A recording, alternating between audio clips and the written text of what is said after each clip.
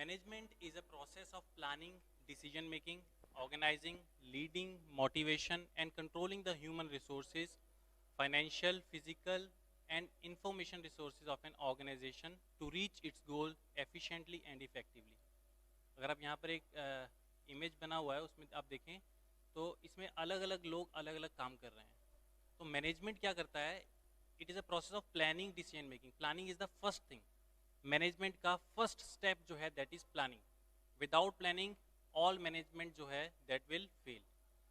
तो प्लान करना मीन्स जो भी हम आगे प्लान कर रहे हैं अपने गोल्स को हम प्लान करते हैं कि हमें आगे जो है किस तरह से काम करना है. किसी ऑर्गेनाइजेशन का जो गोल है वो हम सेट करते हैं तो उसके लिए पूरी प्लानिंग करना जो है that is the first step of management. Then decision making. Decision making में एक बात जो हम हमेशा मैनेजमेंट में बताते हैं स्टूडेंट्स को that is be a decision maker. decision can be right or wrong but you must make some decision. Then is organizing. Organizing means different जो आपके अलग अलग प्रोसेसेस हो रहे हैं उसको ऑर्गेनाइज करना. कौन सा काम कब होगा उस चीज़ को हम पहले से डिफाइन करें that is called organizing. Leading, lead करना. Leadership is the quality of leaders जो कि मैनेजमेंट में बहुत इंपॉर्टेंट है. देन मोटिवेट करना और उसके बाद कंट्रोल करना ह्यूमन रिसोर्सेज को. कंट्रोल करने का मतलब क्या हुआ हम आगे जो आगे स्लाइड्स आएंगे उसमें मैं आपको समझाऊंगा कि कंट्रोलिंग किस तरह से की जाती है. देन इसी तरह से फाइनेंशियल, फिजिकल और भी जितने भी रिसोर्सेज हैं उन सब चीज़ों को जो है हम मैनेज करते हैं. ठीक है. तो इंडस्ट्री में हमें मैनेजमेंट जो है that is very very important. To understand the definition of management हम यहाँ पर threefold concept of management को यहाँ पर समझने की कोशिश करते हैं. Threefold concept of management. यहाँ पर देखिए एक चार्ट बना हुआ है. इसको अगर हम थोड़ा सा पढ़ें तो वी कैन से कि मैनेजमेंट जो है it is a three fold concept of number one economic factor, number two system of authority, number three class and status system. Economic factor की अगर हम बात करें स्टार्ट करें management is an economic factor. Yes, because for an economist management is the one of the factors of the production together with land, labour and capital. किसी भी industry में economic factor जो है उसमें मैनेजमेंट का होना बड़ा ही ज़रूरी है. क्योंकि जैसे जैसे हमारे देश के अंदर इंडस्ट्रियलाइजेशन बढ़ता जा रहा है उसके साथ साथ हमारी मैनेजमेंट की जो नीड है वो भी बढ़ती जा रही है. अगर हम इस इंडस्ट्रियलाइजेशन के बढ़ने के साथ साथ अगर मैनेजमेंट को हम कहीं ना कहीं स्किप कर दें तो हमारा सारा का सारा इंडस्ट्रियलाइजेशन जो है जो हमारे प्रॉफिट्स होने वाले हैं वो सब जो है हम फेल कर सकते हैं. तो मैनेजेरियल रिसोर्स जो है फर्म का वो डिटरमिन करता है इस बेसिस पर कि उस ऑर्गेनाइजेशन का मैनेजमेंट कैसा है. तभी हमें पता चलेगा कि उसकी प्रोडक्टिविटी इंप्रूव हो रही है, प्रॉफिट हो रहा है या नहीं हो रहा है. Number two is system of authority. System of authority के लिए हम बात करें अगर किसी एडमिनिस्ट्रेटर पॉइंट ऑफ व्यू से अगर हम देखें तो management is a system of authority. अगर हम पुराने टाइम की बात करेंगे, हिस्ट्री की बात करें तो मैनेजमेंट जो है सबसे पहले ऑथोरिटेरियन फिलॉसफी का था. ऑथोरिटेरियन फिलॉसफी का होने के बाद धीरे धीरे वो पैटर्नलिस्टिक होने लगा. पैटर्नलिस्टिक मीन्स अगर बाप राजा है, बादशाह है तो उसका जो बेटा है वो आगे जो है अथॉरिटी का वारिस हो जाता था. बट धीरे धीरे टाइम चेंज होता रहा. टाइम के चेंज होते होते उसके बाद जैसे वर्किंग ग्रुप को आप डील करते हैं उसके हिसाब से अथॉरिटी चेंज होने लग जाती है. फाइनली अब जो करंटली मैनेजमेंट है वो टर्न हो चुका है डेमोक्रेटिकली और पार्टिसिपेटरी अप्रोच का. तो मॉडर्न मैनेजमेंट जो है वो एक कॉम्बिनेशन है इन सारी की सारी जितनी भी हमारी अप्रोचेज हैं इन सब का एक मिश्रण है. Number three is class and status system. Management is a class and status system. अगर किसी सोशोलॉजिस्ट के पॉइंट ऑफ व्यू से अगर हम देखें तो management is a class and status system. आज के दिनों में इंडस्ट्री के बीच में इतना ज़्यादा कॉम्प्लेक्स रिलेशनशिप हो चुका है तो मॉडर्न सोसाइटी डिमांड करती है ऐसे मैनेजर्स की जिसके बीच जिनमें ऐसा दिमाग हो, एजुकेशन हो, इस तरह का टेक्निकल स्किल्स हो जो कि पूरे इंडस्ट्रियलाइजेशन को डील कर सके.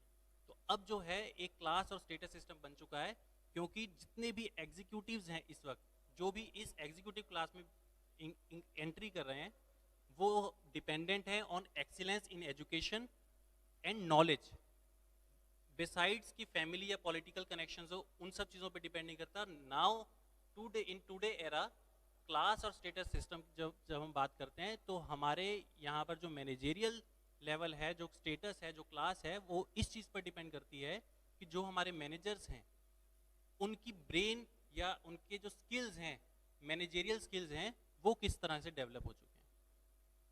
ओके, तो मैनेजमेंट को समझने के लिए, उसकी डेफिनेशन को समझने के लिए ये three fold concept of management जो मैंने आपको बताया, तो इसमें तीन चीजें हैं. One is economic factor, second is system of authority, and third is class and status system. अब हम आगे की तरफ बढ़ते हैं. मैनेजमेंट, मैनेजमेंट की यहाँ पर एक डेफिनेशन आप रीड आउट कर सकते हैं. Management may be labeled as the art of getting work done through people with satisfaction for employer, employee and the public. यहाँ पे देखिए कुछ स्टूडेंट्स अगर कुछ भी पूछना चाहते हैं या कोई भी आपका क्वेश्चन है, क्वेरी है, तो आप चैट बॉक्स में आप अपने क्वेश्चन जो है टाइप कर सकते हैं. बट अभी लेक्चर को रोक कर मैं नहीं करूँगा. इन द एंड मैं 10-15 मिनट पहले आपका जो लेक्चर है ओवर करके उसके बाद उन क्वेश्चंस को जो है हम आंसर करेंगे. Okay, the management may be labelled as the art of getting work done through people with satisfaction for employer, employee and the public. यहाँ पर जो चीज़ लिखी है as the art of getting work done, तो उससे पहले मैं यहाँ पर एक चीज़ आपको और क्लियर कर दूँ. Management is not only the art but it is also science. क्योंकि साइंस की जब हम डेफिनेशन करते हैं, पढ़ते हैं या हम उसको डिफाइन करते हैं, तो उसमें हम बात करते हैं कि ऑर्गेनाइजेशन, एक्सपेरिमेंटेशन एंड ऑब्जर्वेशन, तो ये सारी की सारी चीज़ें मैनेजमेंट में भी होती हैं. तो it is science as well as art. तो यहाँ पर जो हम डिफाइन कर रहे हैं in the context of art, तो मैनेजमेंट एक ऐसी आर्ट है जिससे कि we are getting work done through people with satisfaction for employer, employee and public. इसमें तीनों की सेटिस्फेक्शन है. एम्प्लॉयर की जो काम करवा रहा है, सेकंड नंबर एम्प्लॉय जो काम कर रहा है, और तीसरी चीज जो पब्लिक जिसके लिए दोनों मिलकर काम कर रहे हैं. तो management may be labelled as the art of getting work done through people with satisfaction for employer, employee and the public. किसी भी ऑर्गेनाइजेशन का जो मोटो है, मैनेजमेंट का motto of management of any organization is maximum results with the minimum of efforts. Means कम से कम effort किया जाए और ज्यादा से ज्यादा हमारे पास रिजल्ट आए, आउटपुट ज्यादा से ज्यादा आए. This is the only motto of management of any organization. हर ऑर्गेनाइजेशन यही चाहता है कि हमारे जो रिसोर्स, जो हम इनपुट दे रहे हैं वो कम से कम हो, लेकिन जो आउटपुट है वो ज्यादा से ज्यादा आए. अगर मैनेजमेंट हमारा अच्छा है तो हम इस गोल को अचीव कर सकते हैं. अगर मैनेजमेंट पुअर है तो उसमें क्या होगा, इनपुट तो हमारे बहुत ज्यादा होंगे लेकिन आउटपुट उस हिसाब से हमारे पास नहीं आएगा, तो प्रॉफिटेबिलिटी कम हो जाएगी, लॉसेज इंक्रीज हो जाएंगे. तो इन दैट केस हमारे पास जो मोटो है ऑर्गेनाइजेशन का वो हमेशा यही रहना चाहिए कि हम मैक्सिमम रिजल्ट्स निकाल के दे सकें, आउटपुट ज़्यादा से ज़्यादा आए with the minimum efforts. Efforts हमें कम करने पड़े, इनपुट्स हमें कम लगाने पड़े, पैसा हमें कम इन्वेस्ट करना पड़े, मैन पावर कम इन्वेस्ट करनी पड़े, लेकिन जब हमारा रिजल्ट आए वो ज़्यादा से ज़्यादा आए. इस तरह से हम चीज़ों को, प्रोसेस को मैनेज करें. तो this is the motto of any organization. Then management is an executive function which actively directs human efforts towards common goals. यहाँ पर देखिए कॉमन गोल्स की मैं यहाँ पर जो बात कर रहा हूँ, किसी भी ऑर्गेनाइजेशन में देखिए डिफरेंट बहुत सारे अलग अलग हमारे डिपार्टमेंट्स होते हैं. जैसे एचआर डिपार्टमेंट अलग काम कर रहा है, अकाउंट्स डिपार्टमेंट अलग काम कर रहा है, फाइनेंस डिपार्टमेंट अलग काम करता है, सप्लाई चेन अलग काम कर रही है. मैनेजेरियल लेवल पर हर आदमी अलग अलग अलग स्पेसिफिक टास्क उनको असाइंड है. बट सबको अगर एज अ होल, अगर एक पूरे एक ऑर्गेनाइजेशन की बात करें तो उन सबका एक ही गोल है कि ऑर्गेनाइजेशन जिसके लिए वो काम कर रहे हैं वो प्रॉफिट में जानी चाहिए, उसके वेल अपलिफ्टिंग के लिए जो है हम काम कर रहे हैं. तो कॉमन गोल जो है सबका एक जैसा है. तो मैनेजमेंट जो है वो उस कॉमन गोल को अचीव करने के लिए हेल्प करती है. तो management is an executive function which actively directs human efforts towards common goals. तो जितने भी लोग ऑर्गेनाइजेशन में काम कर रहे हैं उन सब के एफर्ट्स को डायरेक्ट करता है ताकि जो कॉमन गोल है फॉर ईच एंड एवरीबॉडी वो हम अचीव कर सकें. अब मैनेजमेंट में तीन पार्ट्स में, तीन लेवल्स पे हम मैनेजमेंट को डिवाइड कर देते हैं. Number 1 is top management, number 2 middle management, number 3 lower या सुपरवाइजरी मैनेजमेंट। टॉप मैनेजमेंट में वो लोग आते हैं जैसे कि बोर्ड ऑफ डायरेक्टर्स, जो ऑनर्स हैं, जो स्टेक होल्डर्स हैं, जिन्होंने इन्वेस्ट किया है कंपनी में, इंडस्ट्री के बीच में, बिजनेस में इन्वेस्ट किया है, वो सब जो लोग हैं वो टॉप मैनेजमेंट में आते हैं। उनका काम है बेसिकली पॉलिसीज को फॉर्म करना, पॉलिसीज बनाना, एम आपके गोल सेट करना, ये सब काम जो है वो टॉप मैनेजमेंट के हैं। नंबर 2 मिडल मैनेजमेंट, जितने भी मैनेजर्स हैं जो कि सुपरवाइज करते हैं, जो टॉप मैनेजमेंट से हमारे पास डायरेक्ट ऑर्डर्स आते हैं, जो गोल्स आते हैं, जो पॉलिसीज होती हैं, उन सबको आगे फर्दर ट्रांसमिट करना to lower and supervisory management. तो ये जो है बेसिकली एक लैडर की तरह काम करते हैं between the top management and the lower supervisory management. Number 3 is lower और सुपरवाइजरी मैनेजमेंट। इनमें वो लोग आते हैं जो कि सुपरवाइज करते हैं काम को, और जो एग्जीक्यूटिव्स होते हैं, इनका काम जो भी हमारे पास जो ट्रांसमिट हुई है फ्रॉम द अपर लेवल, जो इंफॉर्मेशन आई है, वो वर्कमैन जो हमारे पास काम कर रहे हैं, जो लेबर काम कर रही है, जो हमारे पास प्रोडक्शन में लोग काम कर रहे हैं, तो उन सबको पॉलिसीज के बारे में बताना, गोल्स के बारे में बताना और काम करवाना उनसे। तो ये काम जो है वो लोअर या सुपरवाइजरी मैनेजमेंट का काम है।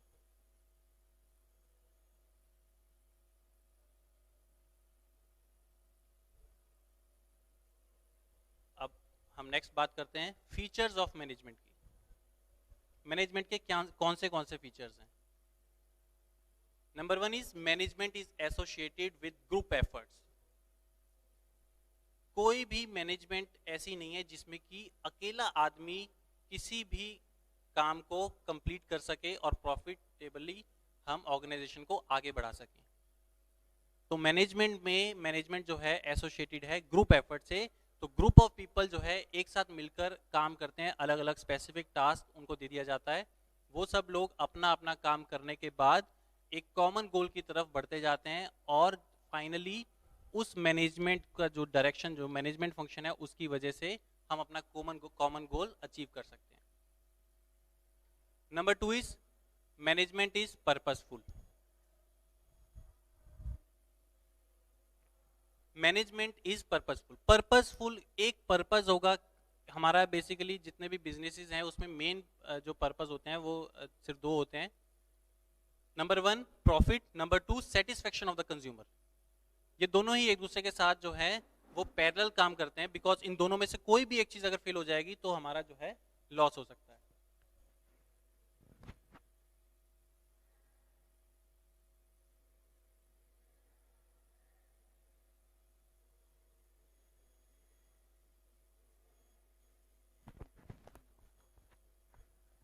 देखिए, जो स्टूडेंट्स इस वक्त चैट कर रहे हैं, हमें यहाँ पर देखिए सबके आईडीज भी आ रहे हैं। तो जब भी आपको कुछ क्वेश्चन करना हो तभी चैट बॉक्स में आप कुछ लिखें, अदरवाइज यहाँ पर आप जो क्वेश्चन कर रहे हैं उसकी वजह से जो है यहाँ पर डिस्टर्बेंस भी हो रहा है, उससे आपका नुकसान भी हो सकता है। तो आप यहाँ पर अगर आपको कुछ क्वेश्चन करना है तो वो आप टाइप करके लिखिए, अदरवाइज और कोई भी बात आपको यहाँ पर करने की जरूरत नहीं।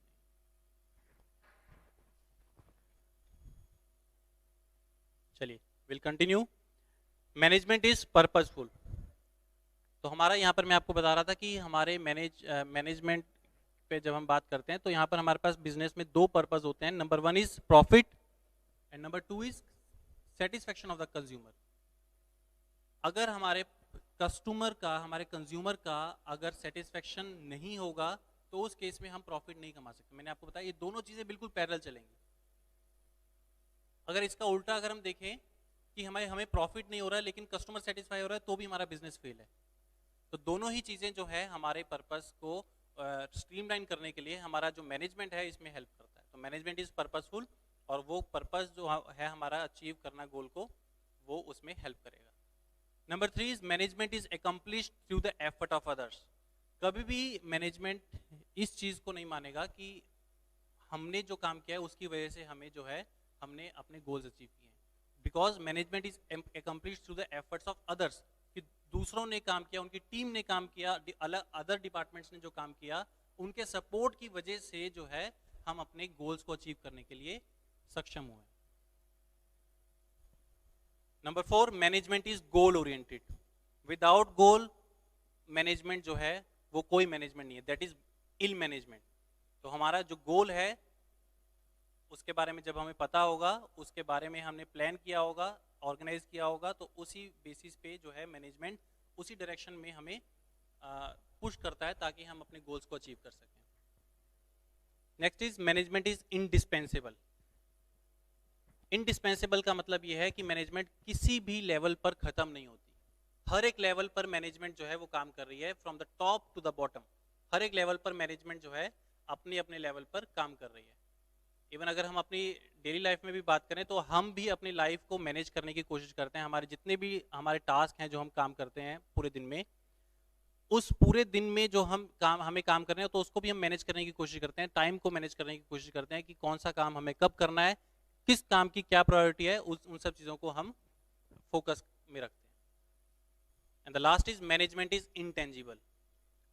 इंटेंजिबल और टेंजिबल ये दो वर्ड्स होते हैं. टेंजिबल मीन्स उन चीज़ों के बारे में हम जब बात करते हैं जिनको हम देख सकते हैं, टच कर सकते हैं, तो वो चीज़ होती है टेंजिबल. इंटेंजिबल जिसको हम देख नहीं सकते, सुन नहीं सकते, छू नहीं सकते. जैसे कि हार्डवेयर और सॉफ्टवेयर की बात हम करते हैं. हार्डवेयर वो मटेरियल है जिसको हम छू सकते हैं, देख सकते हैं, लेकिन सॉफ्टवेयर वो चीज़ है जिसको हम देख या सुन नहीं सकते, उसको एक्सपीरियंस किया जा सकता है. इसी तरह से मैनेजमेंट जो है दैट इज ऑल्सो इंटेंजिबल, जिसको हम देख या सुन नहीं सकते, बट वी कैन एक्सपीरियंस कि हाँ कोई चीज़ मैनेज हो रही है या नहीं हो रही, किसी प्रोसेस को मैनेज किया जा रहा है.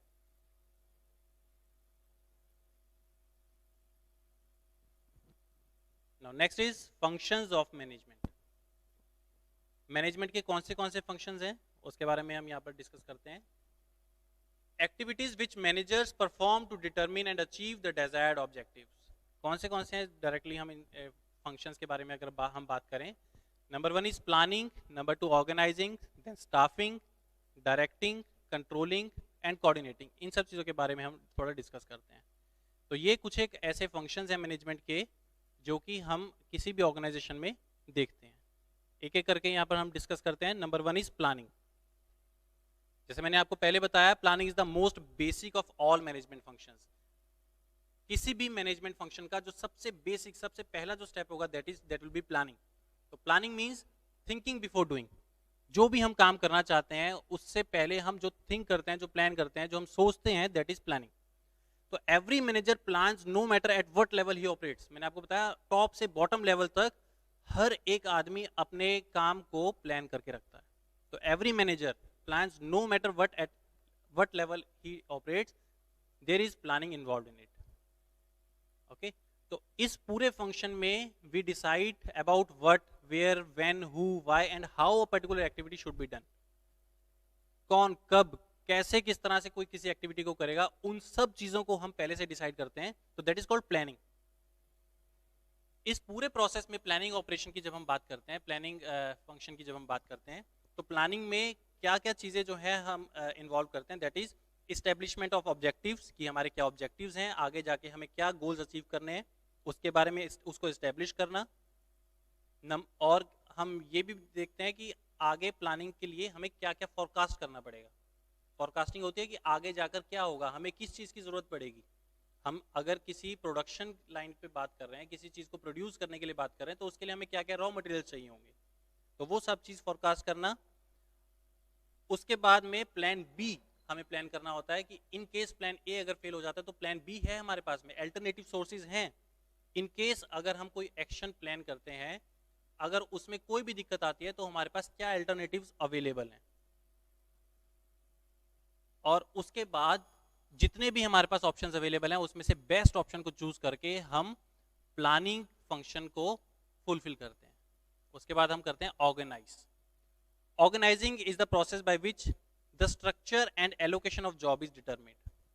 किस तरह से जो है हमें ऑर्गेनाइज करना है. इसमें देखिए बहुत सारी चीजें जो है हम आइडेंटिफाई करते हैं एक्टिविटीज को सबसे पहले, कि हमारे ऑब्जेक्टिव्स को हमें अपने जो गोल्स हैं उसको अचीव करने के लिए हमें कौन सी एक्टिविटीज जो हैं हम यहाँ पर प्रोसेस कर रहे हैं. किसी ऑर्गेनाइजेशन में अगर हम बात करें, देखिए बहुत सारी एक्टिविटीज होती हैं.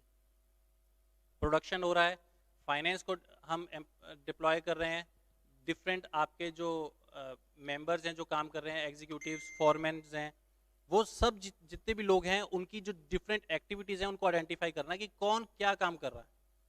उसके बाद जितनी भी सिमिलर एक्टिविटीज हैं जो एक दूसरे से रिजेंबल करती है उन सबको ग्रुप ग्रुप कर देना, उसको ऑर्गेनाइज करने का, उसको बोलते हैं ऑर्गेनाइज करना। तो उसको एक ग्रुप में कन्वर्ट कर देना। तो जितनी भी सिमिलर एक्टिविटीज हैं उनका एक ग्रुप बना देंगे, जितनी अलग अलग एक्टिविटीज हैं उनको अलग अलग करके हम सेग्रीगेट कर देंगे। उसके बाद हर एक इंडिविजुअल को हम उनकी ड्यूटीज को असाइन कर देंगे, कौन से आदमी को क्या काम करना है, टास्क क्या है, उसकी हर एक ड्यूटीज को असाइन कर देंगे। देन उसके बाद एक वर्ड आता है डेलीगेटिंग। डेलीगेटिंग क्या होता है हम अभी नेक्स्ट टॉपिक में बात करेंगे, थोड़ा सा और अलग से इसको पढ़ेंगे। तो उसके बाद हम डेलीगेट करते हैं different task to different members कि कौन आदमी क्या काम करने वाला है। Number 3, staffing. Staffing involves filling the position needed in the organisation structure. हम जब रिक्रूटमेंट करते हैं that is also part of staffing. किसी भी ऑर्गेनाइजेशन में जो हमारा स्टाफ है, जो वर्किंग हमारे पास मैन पावर है, उसको रिक्रूट करना और जिस काम पर, जिस पोजीशन पर वो काम करने वाला है वहां पर उसको एलोकेट करना इज कॉल्ड स्टाफिंग। तो इसमें हम इन सब चीज़ों को देखते हैं, क्या क्या चीज़ें हमें इन्वॉल्व रहती हैं। जैसे हम प्लेसमेंट्स में भी जब इन्वॉल्व होते हैं तो हमें पता है कि जब वो आदमी जब हायर किया जाता है तो उस टाइम पे उनकी कम्पिटेंटनेस, उनकी क्वालिफिकेशन और उनके स्किल्स को जो है उनको ध्यान में रखते हुए वो एलोकेट करते हैं to that member to some specific job post. तो दैट इज कॉल्ड स्टाफिंग। तो इसमें basically it is also a planning part, manpower planning जिसको हम बोल सकते हैं, जिसमें कि हम कितने नंबर ऑफ मेंबर्स और कितने क्वालिटी एम्प्लॉय की कौन सी है, कितने स्किल्स हैं और किस आदमी को कौन से काम पर लगाना है, that is man power planning. इसी के बीच में सारा रिक्रूटमेंट, सिलेक्शन या प्लेसमेंट प्रोसेस होता है, ट्रेनिंग डेवलपमेंट जो है, appraisals, promotions, transfer of employees, ये सारी चीज़ें जो है हम स्टाफिंग के बीच में जो है इन्वॉल्व करते हैं। और इसी के साथ साथ जिसकी स्किल ज़्यादा है, जो काम ज़्यादा अच्छे से कर रहा है, उन एम्प्लॉयज़ को रेम्यूनरेशन और उनके इंसेंटिव्स को जो है हम प्लान करें, तो that comes under this topic, this function staffing. Number 4 is directing. Directing is telling people what to do and seeing that they are doing it as the best of their ability. Direction, आपने word सुना है direction, कि किसी भी person को direct करना to a particular direction कि आप अपने ऑब्जेक्टिव्स की तरफ जो है मूव करें। तो इसमें जब ऑर्गेनाइजेशन की हम बात करते हैं तो जो मैनेजर्स हैं वो डायरेक्शंस देते हैं टू डिफरेंट एग्जीक्यूटिव्स कि आपको क्या काम करना है। देन इसी डायरेक्टिंग में हमारे पास जो है इन्वॉल्व रहती हैं instructions to the subordinates, guiding the subordinate to do the work, और सुपरवाइज करना जो है बेसिकली हमारे डायरेक्शंस हैं। The next is controlling. Controlling में हम बात कर सकते हैं it is a simple continuous process of measuring actual results in relation to those plan. कई बार ऐसा होता है कि हमने प्लान तो कुछ किया लेकिन हमारी जो डायरेक्शन ऐसी है कि हम जिस पोजीशन पर इस वक्त हम हैं वो बिल्कुल अलग है जो कि हमने पहले प्लान किया था। तो जो हमने नंबर 1 प्लान किया था, कुछ टाइम बाद, कुछ महीने बाद, कुछ वीक्स बाद, हम जहां पर हमें ऑब्जेक्टिव जो हमारा था, जो गोल था, वहां पर हम नहीं पहुंच पा रहे हैं ड्यू टू सम रीजंस। हमारी खुद की गलतियों की वजह से भी हो सकता है या कुछ एक सिचुएशंस की वजह से भी हो सकता है। जैसे कि अभी अगर हम कोविड-19 के वजह से हमारा जो प्लान हो सकता है वो ये प्लान हो कि हम अपनी जब फाइनल ईयर अपनी ट्रेनिंग के बाद आएगा तो उसके बाद हमारा जो कोर्स शुरू होगा वो हम इस तरह से प्लान करेंगे। तो प्लान तो कुछ और था लेकिन ड्यू टू कोविड-19 अब हमें अगर ऑनलाइन क्लासेस लेनी पड़ रही हैं तो इस चीज़ को हम बोलेंगे कंट्रोल कर रहे हैं। या तो ये हो सकता था कि अब क्लास ना ली जाए, लेकिन how to control that process, इसलिए हमने ऑनलाइन क्लासेस का जो है मेथड अडॉप्ट किया। तो दैट इज कॉल्ड कंट्रोलिंग। इस तरह से कि अगर किसी ऑर्गेनाइजेशन में कुछ गोल्स हैं जो कंप्लीट करने हैं, मंथ एंड चल रहा है लेकिन हमारे गोल्स, ऑब्जेक्टिव्स कंप्लीट नहीं हो पाए, तो उस केस में क्या होता है कि हमें ओवरनाइट वर्क करना पड़ सकता है। 6 बजे की छुट्टी है, 6 बजे की छुट्टी हम नहीं देखेंगे, हम ये देखेंगे कि काम अगर कंप्लीट नहीं हुआ है तो हो सकता है हमें आखिरी के 5-6 दिन रात के 8 या 9 बजे तक काम करना पड़े। तो दैट इज ओवर जो वर्किंग हम कर रहे हैं, that is to control that activity, ताकि जो चीज़ हमने प्लान की है उस डायरेक्शन में हम बढ़ सकें और अपने टारगेट जो है अचीव कर सकें। तो that is called controlling part. The next is last is coordinating. Coordination, मैंने जैसे आपको बताया कि डिफरेंट एक किसी ऑर्गेनाइजेशन में डिफरेंट डिफरेंट डिपार्टमेंट्स होते हैं और हर एक ईच एंड एवरी पर्सन जो है उसकी अलग अलग स्पेशलाइज्ड जॉब्स हैं. तो ये बड़ा ही नेसेसरी एक पार्ट हो जाता है कि डिफरेंट जो डिपार्टमेंट्स हैं, जो डिफरेंट इंडिविजुअल्स हैं या उनके जो अलग अलग काम हैं, उनके बीच में हार्मनी मेंटेन करना, उनके बीच में उसको कोऑर्डिनेट करना जो है that is very important. Otherwise अलग अलग लोग अपने अलग अलग काम करते रहेंगे बट कॉमन गोल जो है अचीव नहीं हो सकता जब तक कि उनके बीच में कोऑर्डिनेशन ना हो. तो ये जो मैंने आपको 6 पॉइंट्स बताए हैं, these are the 6 management functions of management.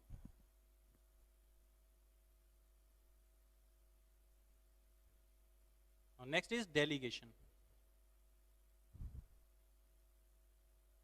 Delegation is allowing someone to perform tasks on behalf of yours that are available to you.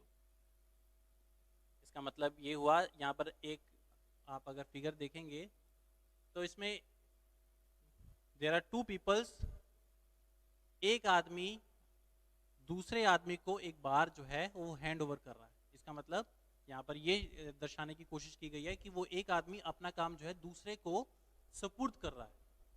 तो यहाँ पर देखिए डेफिनेशन नीचे लिखी हुई है, allowing someone to perform task on behalf of yours that are available to you.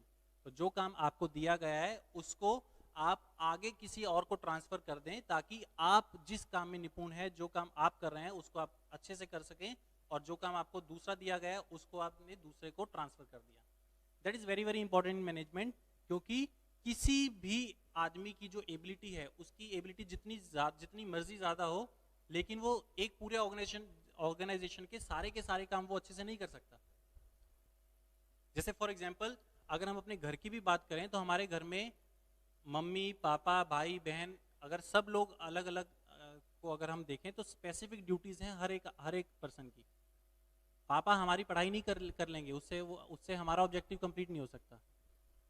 पापा जो काम कर रहे हैं वो मदर नहीं कर रहे. मदर जो काम कर रहे हैं, जो हाउस होल्ड वर्क कर रहे हैं, जो खाना पकाने वाली जो ड्यूटी है वो हम नहीं कर सकते, जो फादर हैं वो नहीं कर रहे हैं.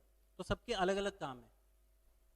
तो जो स्पेसिफिक टास्क अगर कोई कर सकता है तो वो अगर करना चाहे तो अलग से जो काम आपको दिए जा रहे हैं उसको आपको अलग आगे ट्रांसफर करना पड़ता है. तो that is called that function is known as delegation, that allowing someone to perform task on behalf of yours that are available to you. यहाँ पर पहला फिगर अगर आप देखें, you have to delegate some authority. यहाँ पर देखिए जो किंग है, अगर रोड को पेंट करना है तो अगर किंग वो पेंट करना शुरू कर देगा तो उसके जो बाकी काम है वो कौन करेगा. तो इसलिए देखिए जो महारानी है वो कह रही है you have to delegate some authority. It means कि ये जो काम आप कर रहे हैं ये काम किसी और को दे देना चाहिए आपको, ताकि आप जो है एडमिनिस्ट्रेटिव वर्क संभाल सकें. A manager, no matter how capable he is, cannot manage to do every task on his own. वो हर काम अपने आप नहीं कर सकता. कि अगर हम ये बोलते हैं कि सारे के सारे काम मैं खुद कर लूंगा, नहीं. मैंने आपको बताया कि मैनेजमेंट जो है वो अदर्स जो बाकी लोग हैं उनके एफर्ट्स की वजह से जो है हम अपने ऑपरेशंस को, टास्क को कंप्लीट करने में सक्षम हो सकते हैं. ठीक है. Thus he must delegate authority. तो उसको अपना जो कुछ काम है वो आगे ट्रांसफर कर देना चाहिए, ताकि जिस काम में वो ज़्यादा अच्छा एक्टिव है, जिसमें ज़्यादा उसकी एबिलिटी है, वो काम वो खुद करे और बाकी जितने भी काम हैं वो आगे ट्रांसफ़र कर सके, सो दैट उसका एडमिनिस्ट्रेशन जो है, जो कंट्रोल है, वो खुद अकेला कर सके. तो that is very important. Delegation जो है वो मैनेजमेंट का बहुत ही एक इम्पॉर्टेंट रोल प्ले करता है. Delegation refers to the downward transfer of authority from a superior to a subordinate. यहाँ पे देखिए अथॉरिटी और रिस्पॉन्सिबिलिटी दोनों के बीच में एक पूरा मैच और दोनों के बीच में कोऑर्डिनेशन होना बड़ा ज़रूरी है. अथॉरिटी मीन्स किसी काम को करने की जो ताकत है, जो उसके बीच में अथॉरिटी है, और रिस्पॉन्सिबिलिटी कि उस काम को वो करने के लिए रिस्पॉन्सिबल है. दोनों के बीच में देखिए ज़्यादा गैप नहीं होना चाहिए. मेरे कहने का मतलब ये है कि अगर किसी काम को करने के लिए रिस्पॉन्सिबिलिटी दे दी गई है तो उसके पास इतनी अथॉरिटी भी होनी चाहिए. फॉर एग्जाम्पल कई बार ऑर्गेनाइजेशन में ऐसा होता है कि कोई रिस्पॉन्सिबिलिटी किसी एक पर्सन को दे दी गई. जैसे यहाँ पर एक देखिए डायग्राम दिया हुआ है. इस डायग्राम में अगर आप देखें तो जो पहला आदमी है उसने अपने काम को 5 पार्ट्स में डिवाइड कर दिया. To different 5 peoples. रिस्पॉन्सिबिलिटी तो दे दी गई लेकिन अथॉरिटी नहीं दी गई। अथॉरिटी का मतलब यह है कि जो भी पेपर पे सिग्नेचर्स होंगे वो पहले आदमी के होंगे। अब उस कंडीशन में क्या होगा कि जब ये 5 लोग आगे काम कर रहे हैं, अपना अपना काम करते समय जब उन्हें साइन की जरूरत होगी तो वो अपने पहले सबसे ऊपर वाले सबऑर्डिनेट के पास आएगा, अपने ऊपर वाले लाइन मैनेजर के पास आएगा। अब अगर वो कहीं छुट्टी पर है तो वो काम जो है वो अधूरा रह गया, तो उस केस में डेलीगेशन का कोई मतलब नहीं हुआ। तो अथॉरिटी जो है वो भी डेलीगेट करनी पड़ेगी with along with the responsibility. तो यहाँ पर देखिए डायग्राम में अथॉरिटी और रिस्पॉन्सिबिलिटी दोनों ही चीजें यहाँ पर ट्रांसफर की गई हैं। तो पहले एक आदमी ने जो ऊपर जो पहला जो यहाँ पर मेंबर जो दिखाई दे रहा है, उसने अपने टास्क को, अपने काम को अलग अलग 5 लोगों में डिवाइड कर दिया। आगे इन 5 लोगों ने अपने अपने काम को आगे फर्दर जो है ट्रांसफर कर दिया along with the authority and responsibility to different members। तो अपने नीचे वाले मेंबर्स को, ये पहला वाला आदमी है जो है, इसने अलग 3 मेंबर्स को अपने अथॉरिटी और रिस्पॉन्सिबिलिटीज जो है दे दी गई, ताकि ये आदमी इन तीनों को सुपरवाइज कर सके और अपने बाकी जो काम जो इसके रिस्पॉन्सिबल, जो इसके सुपुर्द हैं, जिसकी रिस्पॉन्सिबिलिटी खुद ये काम कर रहा है, वो काम ये अच्छे से कर सके। अदरवाइज ये सारे के सारे काम अगर ये खुद अकेला आदमी करना शुरू कर देगा तो that will result in ill management. तो इन सब चीजों को जो है मैनेज करने के लिए हमने काम को डेलीगेट कर दिया, टास्क को डेलीगेट कर दिया। तो this function is called delegation of authority. तो मैं इस चीज को दोबारा रिपीट कर देता हूं। allowing someone to perform task on behalf of yours that are available to you। तो उस काम को जो आपको बताए गए हैं, जो दिए गए हैं, वो सारे काम अगर आप आगे ट्रांसफर कर दें तो दैट इज कॉल्ड डेलीगेशन। और delegation of authority means authority को डेलीगेट करना, अपने रिस्पॉन्सिबिलिटीज जो आप आगे ट्रांसफर कर रहे हैं उसके साथ साथ अथॉरिटी भी दे देना, that is called delegation of authority. Okay, तो ये जो आज जो हमने टॉपिक्स डिस्कस किए हैं, ये बेसिक हमारे मैनेजमेंट के कुछ एक कॉन्सेप्ट्स हैं जो कि बेसिस बनाते हैं मैनेजमेंट का, वो अभी हमने डिस्कस किए हैं। अभी मैं जो भी आपने कुछ क्वेश्चन जो आपने चैट में किए हैं उनके हम आंसर्स कर सकते हैं, और उसके साथ साथ आपके इस इंडस्ट्रियल मैनेजमेंट DME 501 के जो आपके आगे DHAs होंगे उसके रिगार्डिंग ऑनलाइन DHA के लिए यहाँ पर इस स्लाइड के ऊपर कुछ पॉइंट्स हैं, उन सबको आप नोट कर लीजिए, स्क्रीनशॉट खींच सकते हैं, फोटोज ले सकते हैं। तो ऑनलाइन DHA जो हैं वो आपके ऑनलाइन, जिस तरह से कुछ एक स्टूडेंट्स जो फर्स्ट ईयर में हमारे साथ एसोसिएटेड थे उनको पता है DEIFOE.org, इस लिंक से जो है आप अपने आप को रजिस्टर कर सकते हैं। इस लिंक पर जाकर जो आपका वेब पेज खुलेगा, DEIFOE.org टाइप करके आपको एड्रेस बार में एंटर करेंगे, जो वेब पेज ओपन होगा उसमें आप सबसे पहले अपने आप को रजिस्टर करेंगे by using your Gmail ID. अपना जीमेल आईडी आप यूज़ कीजिए। कई बार ऐसा होता है कि आपका जीमेल आईडी, आपका कोई जीमेल आईडी और होता है, आप अपने किसी भैया का, दीदी का, पापा का, दोस्त का, किसी का जीमेल आईडी यूज़ कर देते हैं। तो जब इवैल्यूएशन होता है तो उस केस में उस टाइम पर जो है मैचिंग ना होने की वजह से सिस्टम जो है आपके मार्क्स कट कर देगा। तो अपना जीमेल आईडी जो है आप यूज़ करें to register yourself for online DHAs। जो थर्ड पॉइंट है that is very important, do not forget to mention your ID number. ID number is your roll number. तो जब आप एक बार रजिस्टर करेंगे DIFOE.org पर, तो वहां पर एक आपको PDF मिलेगा जिसमें कि आपको डिफरेंट स्टेप्स बताए गए हैं उस PDF में कि किस तरह से आप अपना रोल नंबर जो है आईडी नंबर वाले ब्लॉक में आप एंटर कर सकते हैं। नंबर 4 में आपको बता चुका हूं कि अलग से आपको जीमेल आईडी को यूज नहीं करनी है, अपनी पर्सनल जीमेल आईडी आप यूज करेंगे। जितने भी आपके नोट्स जो हैं वो अवेलेबल होंगे इसी सेम पोर्टल पर DEIFOE.org पर। तो आपके जितने नोट्स हैं वो यहाँ पर जो है मैं अपलोड करता रहूँगा, वहाँ से आप डाउनलोड करके आप पढ़ सकते हैं। लास्ट जो यहाँ पर पॉइंट है जो आपको नोट करना है, that is submit your DHAs before the last submission date.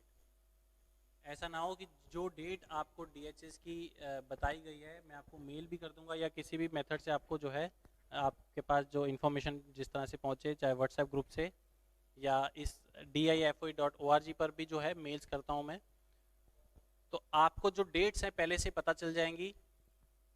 उस सबमिशन डेट से पहले पहले जो है आपको अपने DHS आपने सबमिट कर देने हैं। जो आपको टाइम बताया जाएगा उस टाइम से पहले पहले आप अपने DHS को अटेम्प्ट करके सबमिट कर दीजिए। उसके बाद वो पोर्टल पे वो DHS क्लोज हो जाएगा, उसके बाद आप DHA नहीं दे सकते। तो इस चीज़ का खास ध्यान रखिएगा। तो अभी नेक्स्ट क्लास तक आपको ये काम करना है कि आप DEIFOE.org को लिंक को ओपन करें, उसके ऊपर अपना अपना आईडी और पासवर्ड जनरेट करें यूजिंग योर जीमेल आईडी, और उसके बीच में वहां पर industrial management DME 501 industrial management, नीचे मेरा नाम भी आ रहा होगा हिमांशु अटवाल, तो वहां पर जाके उस कोर्स में जाकर सेल्फ एनरोलमेंट अगर आप कर सकें तो सेल्फ एनरोलमेंट कर लीजिए। तो बाकी जो जब DHS होंगे मैं आपको पहले से बता दूंगा, और उसके बाद हम DHS भी जो है साथ के साथ करेंगे। तो this class was an introduction lecture. तो इसमें हमने कुछ मैनेजमेंट के कॉन्सेप्ट जो हैं वो हमने जस्ट डिस्कस किए हैं। जिन्होंने बाद में कनेक्ट किया है उनको मैं थोड़ा सा एक बार रिपीट कर रहा हूँ, थोड़ा सा फास्ट, कि सबसे पहले हमने मैनेजमेंट के बारे में जब हमने बात की, तो मैनेजमेंट एक ऐसा फंक्शन है जो कि हमारे डिफरेंट ऑर्गेनाइजेशंस में हमारे डिफरेंट मैनेजमेंट, अलग अलग तरह की हम मैनेजमेंट यूज़ करते हैं। और बेसिक इसका फंक्शन जो अगर देखा जाए बेसिक लाइन पर, तो इसका जो फंक्शन है that is planning, decision making, organizing, leading, motivation and controlling. ये कौन से जो जितने भी फंक्शन यहाँ पर मैं आपको बता रहा हूँ ये हम आगे जाकर डिस्कस करेंगे। 3-4 कॉन्सेप्ट मैंने आपको बताया, जिसमें कि इकोनॉमिक फैक्टर है, सिस्टम ऑफ अथॉरिटी है, and class and status system है। तो सिस्टम ऑफ ये जो आपका इकोनॉमिक फैक्टर है, इसमें मैंने आपको बताया था कि जितने भी इकोनॉमिस्ट व्यू पॉइंट से अगर हम देखें तो मैनेजमेंट जो है वो एक ऐसा फैक्टर है जिसपे कि प्रोडक्शन के साथ साथ लैंड, लेबर, कैपिटल, इन सबको जो है कंट्रोल करता है। बिकॉज हमारे देश में जैसे जैसे इंडस्ट्रियलाइजेशन बढ़ रही है वैसे वैसे हमारी मैनेजमेंट की नीड जो है वो साथ के साथ इंक्रीज हो रही है। नंबर 2 मैंने आपके साथ डिस्कशन किया सिस्टम ऑफ अथॉरिटी में। तो सिस्टम ऑफ अथॉरिटी में एडमिनिस्ट्रेटर पॉइंट ऑफ व्यू से मैनेजमेंट जो है एक सिस्टम ऑफ अथॉरिटी है, क्योंकि शुरू में जैसे अलग अलग एरा में अलग अलग तरीके से मैनेजमेंट किया जाता था। पहले ऑथोरिटेरियन फिलॉसफी थी, देन पैटर्नलिस्टिक जो है हमारी फिलॉसफी रही, जिसमें कि बाप से बेटे की तरफ अथॉरिटी जो है आगे की आगे ट्रांसफ़र होती रही। लेकिन उसके बाद जैसे जैसे पॉलिसीज़ बदलती गई, जैसे जैसे टाइम बदलता गया, तो उस हिसाब से हमारी जो वर्किंग ग्रुप के साथ डीलिंग है, प्रोसीजर्स है, पॉलिसीज़ हैं, उसके साथ बदलते बदलते आज के टाइम पे जो हमारी मॉडर्न मैनेजमेंट है वो इन सब टोटल है इन सारी की सारी पॉलिसीज़ का।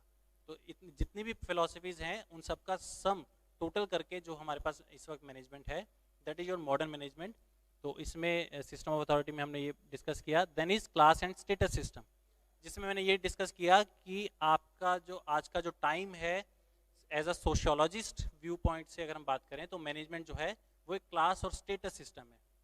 जैसे जैसे अगर मॉडर्न एरा की हम बात करें तो किसी भी ऑर्गेनाइजेशन में या बिजनेस में हमारी रिलेशनशिप में इतनी कॉम्प्लेक्सिटीज हो चुकी हैं कि हमारे मैनेजर्स जो हैं उनकी स्किल्स, उनके मैनेजिंग स्किल्स, उनकी एजुकेशन जो है that is more important rather than कि फैमिली या पॉलिटिकल कनेक्शंस कौन से हैं। ओके, मैनेजमेंट मैंने आपको बताया it is a function, executive function which actively directs human efforts towards common goals. और जो motto of management of any organization is maximum results with the minimum of efforts. Means input हमारा कम से कम हो, उससे हमें जो आउटपुट्स मिल रहे हैं वो ज़्यादा से ज़्यादा हो। फिर लेवल्स ऑफ मैनेजमेंट की हमने बात की। नंबर 1 टॉप मैनेजमेंट, जो कि हमारे स्टेक होल्डर्स हैं, बोर्ड ऑफ डायरेक्टर्स हैं, जो हमारे पार्टनर्स हैं बिजनेस के बीच में, तो वो हमारे टॉप मैनेजमेंट में आते हैं, जो कि जिनका काम बेसिकली फंक्शंस क्या होते हैं, पॉलिसीज़ को बनाना, ऑब्जेक्टिव्स, हमारे जो गोल्स हैं उनको सेट करना, और मिडल मैनेजमेंट तक ये इन्फॉर्मेशन प्रोवाइड करना। देन मिडल मैनेजमेंट का काम शुरू होता है because it is a ladder between top management and the lower management. तो मिडल मैनेजमेंट जितने भी मैनेजर्स हैं वो जो इन्फॉर्मेशन ऊपर से आती है, जो गोल्स उन्हें पता चलते हैं, जो पॉलिसीज जो है फाइनल हो चुके हैं, उसको एग्जीक्यूट करना to the lower and supervisory management. Then comes lower management, जिसमें कि एग्जीक्यूटिव्स जो काम करते हैं, जो सुपरवाइजर्स हैं, उनका काम इन पॉलिसीज को एग्जीक्यूट करना with the help of their labour, their जो आपके जो वर्कमैन है उनसे काम लेकर आप अपने कॉमन गोल्स को अचीव कर सकें। तो these are 3 different levels of management. उसके बाद हमने बात की फीचर्स जो मैनेजमेंट के हैं। Number 1, management is associated with group efforts. अकेले का काम नहीं है, पूरे ग्रुप का एक एफर्ट होता है, उसके बाद हम अपने गोल्स को अचीव कर सकते हैं। मैनेजमेंट जो है एक पर्पस के साथ जो है काम करता है, कोई भी पर्पस बिना पर्पस के मैनेजमेंट जो है वो काम नहीं करता। Then is management is accomplished through the efforts of others. बाकी लोगों के काम से, एफर्ट से हम अपने गोल्स को अचीव करते हैं। तो एक हम धारणा लेकर चलते हैं कि जो हमने काम किया वो तो किया, लेकिन हमें अचीवमेंट तभी मिल सकी क्योंकि हमारे टीममेट जो हमारे साथ एसोसिएटेड है, जो अलग डिपार्टमेंट्स में जो काम कर रहे हैं, जो हमारे साथ काम कर रहे हैं, जो हमारे नीचे काम कर रहे हैं, उनके एफर्ट्स की वजह से हमें जो है सफलता प्राप्त हुई। Then management is a goal oriented. Without goal management काम नहीं कर सकती। जब तक गोल प्लान नहीं होगा तब तक मैनेजमेंट किस तरह से काम करेगी, तो दैट इज वेरी इररियलिस्टिक।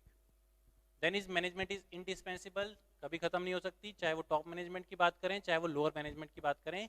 हर आदमी अपने अपने लेवल पर कहीं ना कहीं किसी ना किसी काम को मैनेज कर रहा है। जैसे कि मैंने आपको एग्जांपल दिया कि हम अपनी खुद की लाइफ में अगर हम देखें, सुबह से लेकर शाम तक जो भी हमें काम करने होते हैं उसको हम भी मैनेज करते हैं अपने लेवल पे कि कौन सा काम कब करना है। हम अपनी प्रायोरिटी के हिसाब से उस काम को मैनेज करते हैं, टाइम को मैनेज करते हैं। Last is management is intangible. Intangible का मतलब मैंने आपको बताया था with the example of hardware and software. तो हार्डवेयर एक वो चीज़ है जिसको हम छू सकते हैं, देख सकते हैं, लेकिन इन सॉफ्टवेयर ऐसी चीज़ है जिसको हम देख या सुन नहीं सकते। तो टेंजिबल वो चीज़ें हैं जिसको हम देख सकते हैं, सुन सकते हैं, और इनटेंजिबल वो चीज़ें हैं जिसको हम देख या सुन नहीं सकते बट वी कैन एक्सपीरियंस। जैसे भूत है जिसके हम अगर हम बात करें कि भूत देख सकते हैं या सुन सकते हैं, नहीं देख सकते, लेकिन वो एक्सपीरियंस कर सकते हैं। तो इसी तरह से मैनेजमेंट जो है दैट इज इनटेंजिबल, वो देखी नहीं जाती, वो सुनी नहीं जाती, उसको एक्सपीरियंस किया जा सकता है कि किसी प्रोसेस के बीच में मैनेजमेंट है, इस प्रोसेस को मैनेज किया जा रहा है। उसके बाद हमने बात की थी मैनेजमेंट के फंक्शंस की। तो यहाँ पर हमने 6 अलग अलग फंक्शंस को यहाँ पर हमने डिस्कस किया था, जिसमें पहला जो है मैंने बताया था प्लानिंग। तो प्लानिंग जो है वो बेसिक फंडामेंटल है, सबसे पहला स्टेप है किसी मैनेजमेंट का। अगर प्लानिंग नहीं है तो मैनेजमेंट नहीं। तो मैनेजमेंट का पहला स्टेप जो है दैट इज प्लानिंग, जिसमें कि हम ऑब्जेक्टिव्स को डिफाइन करते हैं, इस्टेब्लिश करते हैं, फॉरकास्ट करते हैं, प्लानिंग को असिस्ट करने के जितने भी फंक्शंस हैं सपोर्ट में वो सब प्लान करते हैं। और उसके अलावा अल्टरनेटिव कोर्स ऑफ एक्शन क्या होगा, अगर हमारा प्लान ए फेल हो सकता है तो उस केस में हमारा अल्टरनेटिव प्लान बी रेडी है या नहीं है। तो उन सब चीज़ों को प्लान करना पहले से, और कौन सा प्लान हमारे लिए बेटर है वो सब कुछ इवेल्युएट करना जो है वो हमारे प्लानिंग फंक्शन के बीच में आता है। उसके बाद ऑर्गेनाइजिंग में मैंने डिस्कस आपसे किया कि ऑर्गेनाइज करने का मतलब ये है कि स्ट्रक्चर करना, कि जितने सारे जो भी अलग अलग जॉब्स हैं उनको हमें ऑर्गेनाइज करना है। तो उसमें कुछ एक एक्टिविटीज जो स्टेप्स हैं वो मैंने आपको बताया कि सबसे पहले हम आइडेंटिफाई करते हैं जितनी भी एक्टिविटीज़ हमारे पूरे प्रोसेस में हो रही हैं। उसके बाद जो एक जैसी एक्टिविटीज़ हैं, सिमिलर एक्टिविटीज़ हैं, उनको एक साथ एक ग्रुप में कन्वर्ट कर देना। उसके बाद असाइन करना ड्यूटीज़ और टास्क टू इंडिविजुअल्स कि आपके ये टास्क हैं, आपको ये काम करने हैं। उसके बाद डेलीगेट करना अथॉरिटी, ताकि हम अपने कॉमन गोल्स अचीव कर सकें।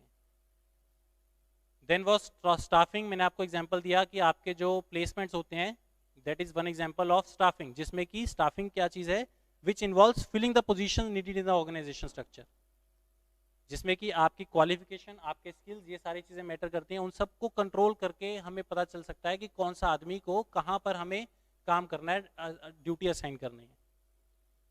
इसमें man power planning, recruitment, selection, training, उसके बाद अप्रेजल्स और उनके इंसेंटिव्स के बारे में बात करते हैं। तो this is in staffing. Then direction. Direction में हमें मैनेजमेंट डायरेक्ट करता है कि कौन सा आदमी किस डायरेक्शन में जाए ताकि हम अपने कॉमन गोल्स अचीव कर सकें। Then next was controlling. Controlling के लिए मैंने आपको एग्जांपल बताया कि जो हमने प्लान किया है उसके अलावा अगर हम किसी और डायरेक्शन में जा रहे हैं तो उसको कंट्रोल करने के लिए हम क्या करते हैं। जैसे मैंने आपको 2 एग्जांपल्स बताए यहाँ पर। पहले चीज़ मैंने ये बताई कि अगर ये कोविड-19 वाला पेंडेमिक ना होता तो उस केस में हमारा जो स्ट्रक्चर था दैट वाज समथिंग डिफरेंट, कि यहाँ पर आपकी लाइव क्लासेस होती हैं, बट अब क्योंकि ऐसी सिचुएशन हो गई तो उसको कंट्रोल करने के लिए हमने क्या किया, ऑनलाइन मोड जो है अडॉप्ट किया, ताकि हम अपना जो कोर्स है उस तरह से चलता रहे साथ के साथ, तो उसको कंट्रोल किया। दूसरा एग्जांपल मैंने आपको ये बताया था कि अगर किसी ऑर्गेनाइजेशन में जब आप काम करते हैं, आपके टारगेट्स अगर अचीव नहीं हो रहे हैं, शाम को 6 बजे आपकी शिफ्ट खत्म हो रही है, छुट्टी हो रही है, उसके बाद अगर आपका काम अभी भी पेंडिंग है, मंथ एंड है, आपके टारगेट्स अचीव नहीं हुए हैं, तो ऑर्गेनाइजेशन में कई बार होता है प्राइवेट ऑर्गेनाइजेशन में कि 6 की जगह पर 8 बजे, 9 बजे, 10 बजे, रात को 12-12 बजे तक आप काम करते हैं, just to control the activity, ताकि जो गोल्स आपके जो टारगेट्स हैं अगर आपके अचीव नहीं हुए तो उसको कंट्रोल करने के लिए आपको ये सब काम करने पड़ता है। That is management function. Then last one, sixth जो था, दैट वाज कोऑर्डिनेटिंग। कोऑर्डिनेटिंग में मैंने आपको बताया कि डिफरेंट डिपार्टमेंट्स हैं, अलग अलग तरह के लोग हैं, उनके बीच में अलग अलग जो टास्क हो रहे हैं उनके बीच में हार्मनी जब तक नहीं होगी तब तक आप अपने कॉमन गोल्स अचीव नहीं कर सकते। लास्ट टॉपिक जो मैंने आपको बताया था, that was delegation, that is allowing someone to perform task on behalf of yours that are available to you, ताकि आप जो अलग काम जो आप कर सकते हैं वो काम आप अच्छी तरह से कर सकें और बाकी जो काम है वो दूसरों को कर दें। जैसे कि यहाँ पर मैंने आपको 2 डायग्राम्स के थ्रू बताने की कोशिश की कि राजा जो है अगर खुद पेंट करेगा तो एडमिनिस्ट्रेशन काम कौन करेगा, तो वो अपने काम जो है आगे ट्रांसफर कर सकता है। इसी तरह से आपके सेकंड फिगर में अगर आप देखें तो एक आदमी जो है वो अपने टास्क को आगे ट्रांसफर कर देता है, वो आगे ट्रांसफर कर देता है ताकि जो पहला आदमी है वो एडमिनिस्ट्रेट कर सके और बाकी सारे फंक्शंस को कंट्रोल कर सके।